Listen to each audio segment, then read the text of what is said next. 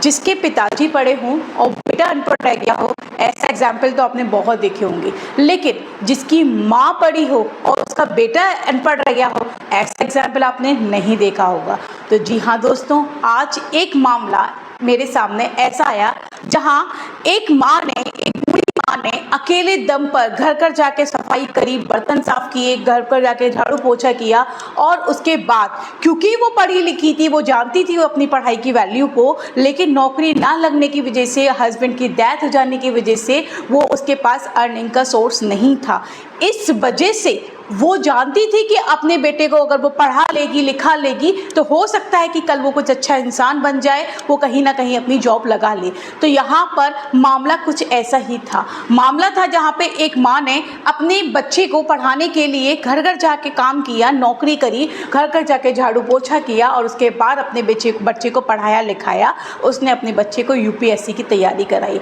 और हुआ भी कुछ ऐसा ही कि वो बच्चा लगातार पढ़ाई में लगा रहा, और लगने के बाद अपने थर्ड अटैम्प्ट में उसने यूपीएससी क्रॉस किया। यूपीएससी अटैम्प्ट क्लियर करने के बाद जब वो एज ए कलेक्टर बन के सामने आया, तब वो अपनी माँ के उस हालातों को भूल गया कि किन हालातों में उसकी माँ ने उसे पढ़ाया था, किन हालातों में उसकी माँ ने उसकी तैयारी करवाई थी। खुद भूखी सो गई लेकिन उसे भूखा ना सोने दिया, खुद भूखी सो गई लेकिन उसकी किताबों के पैसों के लिए कभी ना न किया। आज उस माँ को सिर्फ शादी हो जाने के बाद जब वो बाहर छोड़ के चला गया, एक वृद्धाश्रम के बाहर, वृद्ध आश्रम तक भी लेकर नहीं गया, उसका नाम एनरोल तक नहीं कराया, सिर्फ वृद्धाश्रम के बाहर छोड़कर, तड़पता हुआ छोड़कर चला गया। आज उस बच्चे से मेरा ये क्वेश्चन है कि क्या अगर आपकी माँ ने आपको पढ़ाया नहीं होता तो क्या आज आप उस कलेक्टर के रूप में होते?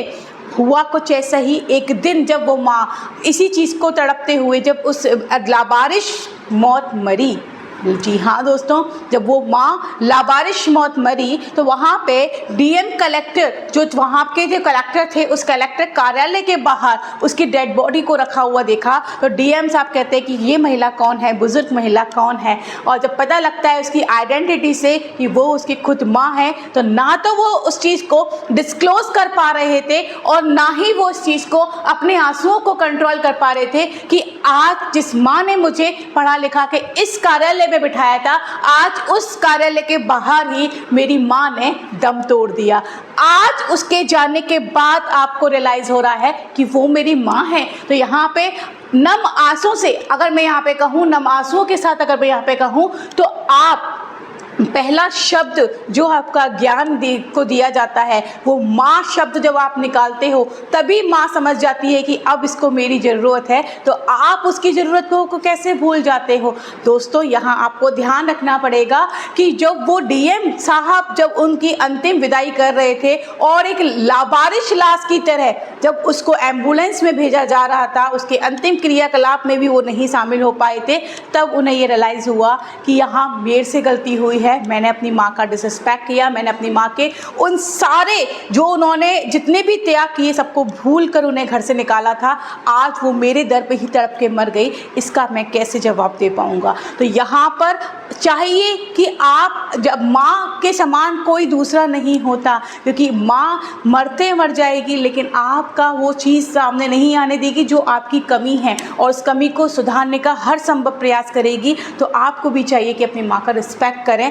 माँ माँ होती है, वो आपके लिए कभी कुमाता नहीं बन सकती। बच्चा कुपुत्र बन सकता है लेकिन माँ कभी कुमाता नहीं हो सकती, इसलिए अपनी माँ का हमेशा रिस्पेक्ट करें।